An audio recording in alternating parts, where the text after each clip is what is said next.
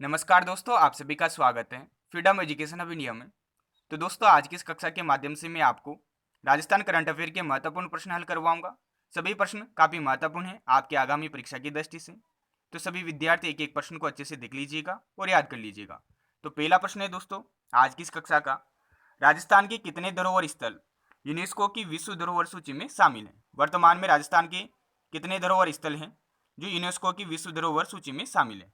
ये यहाँ पर पूछा गया आपसे, तो आपका उत्तर हो जाएगा ऑप्शन नंबर सी, 9 ऐसे धरोहर स्थल हैं जो यूनेस्को की विश्व धरोहर सूची में शामिल है। इस प्रश्न की आप व्याख्या देखिए, कौन कौन से स्थल अपने राजस्थान से यूनेस्को की विश्व धरोहर सूची में शामिल हैं? तो यूनेस्को की विश्व धरोहर सूची में शामिल राजस्थान के पर्यटक स्थल, तो इनमें सबसे पहले अपन बात करेंगे राजस्थान के 6 ऐसे किले अथवा दुर्ग हैं जो यूनेस्को की विश्व धरोहर सूची में शामिल हैं, जिन्हें वर्ष 2013 में शामिल किया गया था। 6 के 6 किले आप इस ट्रिक के माध्यम से आसानी से याद कर सकते हो। ट्रिक है दोस्तों, चीकू, गाजर, आम, बेज। इस ट्रिक के माध्यम से आप नाम याद रख सकते हो। ची से हो जाएगा दोस्तों चित्तौड़गढ़, कू से हो जाएगा कुंभलगढ़, गा से हो जाएगा दोस्तों गागरोन दुर्ग, जे से हो जाएगा जैसलमेर दुर्ग जिसे सोनार दुर्ग भी कहा जाता है, र से हो जाएगा दोस्तों रणथंभौर दुर्ग, और आम से हो जाएगा आमेर का किला। जो बेच है ये आपको साइलेंट रखना है। इस प्रकार से ये जो 6 किले अथवा दुर्ग हैं ये यूनेस्को की विश्व धरोहर सूची में शामिल है, जिन्हें वर्ष 2013 में शामिल किया गया था। एक बार रिपीट कर देता हूँ सभी नाम: चित्तौड़गढ़, कुंभलगढ़, गागरोन दुर्ग, जैसलमेर दुर्ग जिसे सोनार दुर्ग भी कहते हैं, रणथंभौर दुर्ग और आमेर का किला। ठीक है। इसके अलावा दूसरे नंबर पर आता है अपने पास जो केलादेव राष्ट्रीय उद्यान है, जिसे गना पक्षी अभ्यारण्य भी कहते हैं, जो कि भरतपुर में स्थित है। इसे भी यूनेस्को द्वारा प्राकृतिक श्रेणी में शामिल किया गया है। इसके बारे में जो फैक्ट है वो आप ध्यान में रखिएगा, मैं आपको बता देता हूँ। सन 1985 ईस्वी में इसे यूनेस्को की विश्व धरोहर सूची में शामिल किया गया था। प्राकृतिक श्रेणी में ये प्रथम स्थल है अपने राजस्थान से जो इस सूची में शामिल हुआ है। वर्ष 1982 ईस्वी में इसे राष्ट्रीय उद्यान घोषित कर दिया गया था। 1981 ईस्वी में इसे रामसर साइट को आप बोल सकते हो स्थल, तो रामसर स्थल इसे घोषित किया जा चुका है। तो ये सभी फैक्ट आप ध्यान में रखिएगा। अगला जो स्थल आता है वो आता है दोस्तों जंतर मंतर वेधशाला, जो कि जयपुर में स्थित है।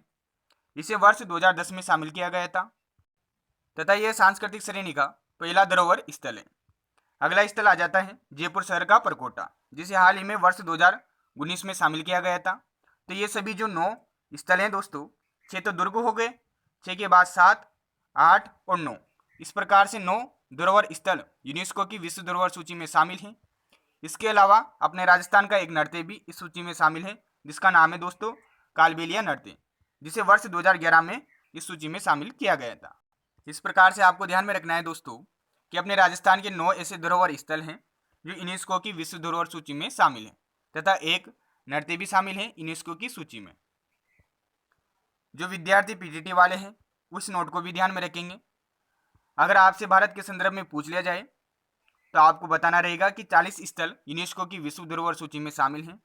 हाल ही में वर्ष 2021 में 2 नए स्थल इस सूची में शामिल किए गए हैं। 39वें स्थल के रूप में रामप्पा मंदिर को शामिल किया गया है तथा 40वां जो स्थल है अपने भारत का वह है धोलावीरा, जो कि हड़प्पा सभ्यता का स्थल है, जो कि गुजरात में स्थित है। ये दोनों स्थल अभी वर्तमान में इस सूची में शामिल किए गए हैं। इन दोनों स्थलों को मिलाकर टोटल 40 ऐसे स्थल हैं दोस्तों अपने भारत के जो यूनेस्को की विश्व धरोहर सूची में शामिल हैं। तो सभी जो बिंदु हैं वो आपके लिए काफ़ी महत्वपूर्ण है, कोई सा भी प्रश्न आपसे पूछा जा सकता है। अगला प्रश्न देखिए सभी विद्यार्थी। अगला प्रश्न है दोस्तों, राजस्थान की दूसरी गैस आधारित विद्युत परियोजना है। तो राजस्थान की जो दूसरी गैस आधारित विद्युत परियोजना है वह है दोस्तों धौलपुर पावर प्रोजेक्ट, जो कि चंबल नदी के किनारे है। ये राजस्थान की दूसरी गैस आधारित परियोजना है। इस नोट को भी ध्यान में रखिएगा। अगर आपसे एग्जाम में पूछ लिया जाए कि राजस्थान की प्रथम गैस आधारित परियोजना कौन सी है, तो आप बताओगे रामगढ़, जो कि जैसलमेर में स्थापित है। ये अपने राजस्थान की प्रथम गैस आधारित परियोजना है, जबकि दूसरी धौलपुर में है। अगला प्रश्न है दोस्तों प्रश्न नंबर 4, राजस्थान लोक सेवा आयोग यानी कि आरपीएससी के वर्तमान में अध्यक्ष कौन है? तो आपको ध्यान में रखना है भूपेंद्र सिंह यादव, यह भी क्या है आरपीएससी के चेयरमैन है यानी कि अध्यक्ष है। तो भूपेंद्र सिंह यादव राजस्थान लोक सेवा आयोग के अध्यक्ष हैं। आरपीसी से संबंधित कुछ महत्वपूर्ण जानकारी मैं आपको प्रदान कर देता हूँ। यहाँ से भी प्रश्न पूछ लिया जाता है। राजस्थान लोक सेवा आयोग की जो स्थापना हुई है दोस्तों, ये 20 अगस्त 1949 को हुई है, अनुच्छेद 315 के तहत। वर्तमान में इसका जो मुख्यालय है वो अजमेर में है दोस्तों। आरपीसी के जो प्रथम अध्यक्ष रहे हैं दोस्तों, वो रहे हैं सर एस.के. घोष। जो सदस्यों का कार्यकाल होता है राजस्थान लोक सेवा आयोग के, उनका कार्यकाल होता है 6 वर्ष या 62 वर्ष की आयु, जो पहले पूर्ण हो। तो ये सभी फैक्ट आप ध्यान में रखिएगा। अगला प्रश्न है दोस्तों, प्रश्न नंबर 5। नोक, ये नोक जो स्थित है ये जैसलमेर जिले में स्थित है। नोक में 925 मेगावाट के सौर ऊर्जा पार्क की स्थापना के लिए किनके मध्य समझौता हुआ है? तो ये काफी महत्वपूर्ण प्रश्न है दोस्तों। हाल ही में अपने राजस्थान में 2 नए सौर ऊर्जा पार्कों की स्थापना हुई है। दोनों में से एक प्रश्न आपके एग्जाम में पूछा जा सकता है। तो यहाँ पर जो नोक है दोस्तों जैसलमेर में, यहाँ पर 925 मेगावाट क्षमता का सौर ऊर्जा पार्क की स्थापना होगी। इसके लिए 2 कंपनियों के मध्य समझौता हुआ है दोस्तों। तो 2 कंपनियां कौन कौन सी हैं? पहली है RSDCL और दूसरी है NTPC। इन दोनों कंपनियों के मध्य समझौता हुआ है। NTPC की फुल फॉर्म हो जाती है दोस्तों national thermal power corporation limited, जबकि RSDCL की फुल फॉर्म हो जाती है Rajasthan solar park development company limited. इन दोनों कंपनियों के मध्य नोक में 925 मेगावाट के सौर ऊर्जा पार्क की स्थापना हेतु समझौता हुआ है। ये जो नोट हैं ये काफी महत्वपूर्ण है। बडला सोलर पार्क, जो बडला सोलर पार्क है दोस्तों, ये जोधपुर में स्थापित है। यह विश्व का सबसे बड़ा सोलर पार्क है दोस्तों,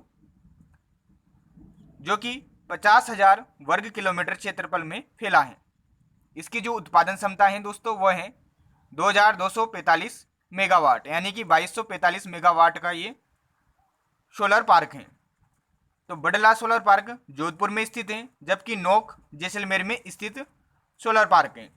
ये जो नोक है दोस्तों ये अपने राजस्थान का दूसरा सबसे बड़ा सौर ऊर्जा पार्क हो जाएगा, जबकि पहला कौन सा हो जाएगा? बडला हो जाएगा, जो कि विश्व का ही सबसे बड़ा सोलर पार्क घोषित किया जा चुका है।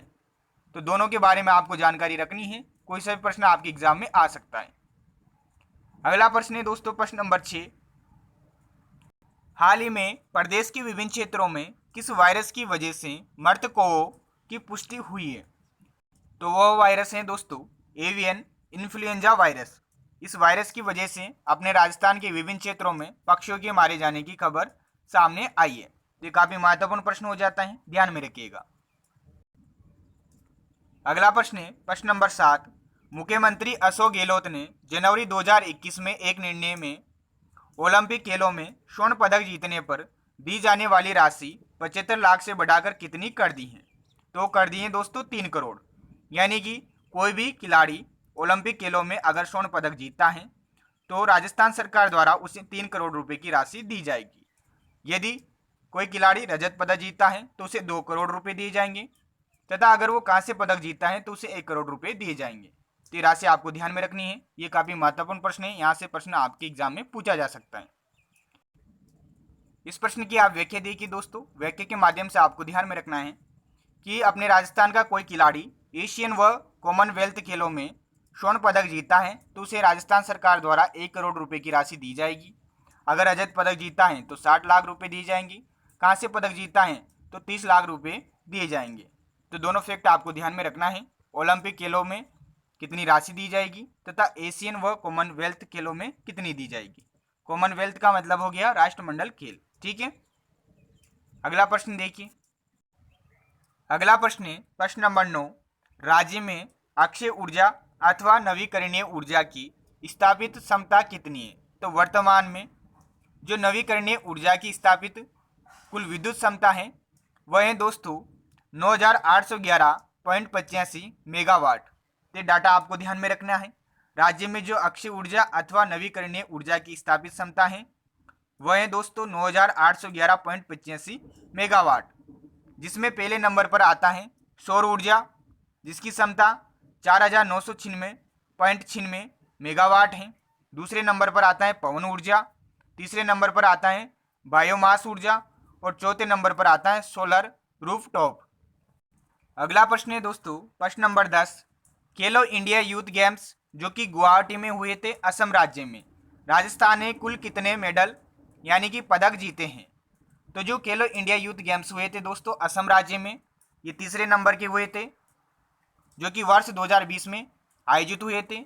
इनमें राजस्थान ने कुल 51 मेडल जीते हैं यानी कि पदक जीते हैं, जिनमें 15 स्वर्ण थे, 24 रजत थे तथा 12 कांस्य पदक थे। तथा पदक तालिका में जो राजस्थान का स्थान रहा था वो 11वां रहा था। तथा आगामी जो चौथे नंबर के खेलो इंडिया यूथ गेम्स होंगे दोस्तों, वह हरियाणा राज्य में होंगे। ठीक है, अब अपन देखने वाले हैं दोस्तों महत्वपूर्ण दिवस। आज की कक्षा का ये डोज फर्स्ट है दोस्तों। अगली कक्षा में अपन अन्य दिवस कंप्लीट करेंगे। तो आज की कक्षा के जो महत्वपूर्ण दिवस हैं वो इस प्रकार से हैं। सबसे पहले आता है नाम राष्ट्रीय पर्यटन दिवस तथा राष्ट्रीय मतदाता दिवस। दोनों दिवस एक ही दिन मनाए जाते हैं, जो कि 25 जनवरी के दिन मनाए जाते हैं। तो 25 जनवरी को राष्ट्रीय पर्यटन दिवस तथा राष्ट्रीय मतदाता दिवस मनाया जाता है। अगला है दोस्तों राष्ट्रीय विज्ञान दिवस। तो राष्ट्रीय विज्ञान दिवस प्रतिवर्ष 28 फरवरी को मनाया जाता है। अंतर्राष्ट्रीय महिला दिवस, तो यह प्रतिवर्ष 8 मार्च को मनाया जाता है। विश्व स्वास्थ्य दिवस, तो ये प्रतिवर्ष 7 अप्रैल को मनाया जाता है। विश्व पृथ्वी दिवस, तो यह प्रतिवर्ष 22 अप्रैल को मनाया जाता है। विश्व पर्यावरण दिवस, तो यह प्रतिवर्ष 5 जून को मनाया जाता है। विश्व बाल श्रम निषेध दिवस, तो प्रतिवर्ष 12 जून को मनाया जाता है। तो अभी तक क्या बताया मैंने आपको? राष्ट्रीय पर्यटन दिवस तथा राष्ट्रीय मतदाता दिवस 25 जनवरी को, राष्ट्रीय विज्ञान दिवस 28 फरवरी को, अंतर्राष्ट्रीय महिला दिवस 8 मार्च को, विश्व स्वास्थ्य दिवस 7 अप्रैल को, विश्व पृथ्वी दिवस 22 अप्रैल को, विश्व पर्यावरण दिवस 5 जून को तथा विश्व बाल श्रम निषेध दिवस 12 जून को। तो ये सभी आपको याद होंगे, याद करने भी चाहिए, यहाँ से प्रश्न पूछा जाता है। अब आगे के दिवस आते हैं, उनमें पहला नाम आ जाता है राष्ट्रीय सांख्यिकी दिवस। ये प्रतिवर्ष 29 जून को मनाया जाता है। विश्व जनसंख्या दिवस, ये प्रतिवर्ष 11 जुलाई को मनाया जाता है। अंतर्राष्ट्रीय साक्षरता दिवस, ये प्रतिवर्ष 8 सितंबर को मनाया जाता है। विश्व ओजोन दिवस, तो ये प्रतिवर्ष 16 सितंबर को मनाया जाता है। तथा अंतिम दिवस आ जाता है आज की कक्षा का विश्व पर्यटन दिवस, जो कि 27 सितंबर को मनाया जाता है, जबकि राष्ट्रीय पर्यटन दिवस 25 जनवरी को मनाया जाता है। तो कंफ्यूज मत होइएगा, विश्व पर्यटन दिवस पूछे तो आप बताओगे 27 सितंबर, अगर आपसे पूछे राष्ट्रीय पर्यटन दिवस तो आप बताओगे 25 जनवरी। इस प्रकार से ये आज की कक्षा के महत्वपूर्ण दिवस हैं, इनको आप अच्छे से याद कर लीजिएगा। तो इस प्रकार से आज की कक्षा थी, जो कि काफ़ी महत्वपूर्ण थी। मिलते हैं अगली कक्षा में, तब तक के लिए धन्यवाद। जय हिंद, जय भारत। इस कक्षा को अपने दोस्तों के साथ शेयर कर दीजिएगा। चैनल पर अगर पहली बार विजिट कर रहे हो तो चैनल को सब्सक्राइब कर दीजिएगा तथा अन्य वीडियो के लिए आप प्लेलिस्ट में जाइएगा, आपको सभी टॉपिक्स के वीडियो मिल जाएंगे। धन्यवाद।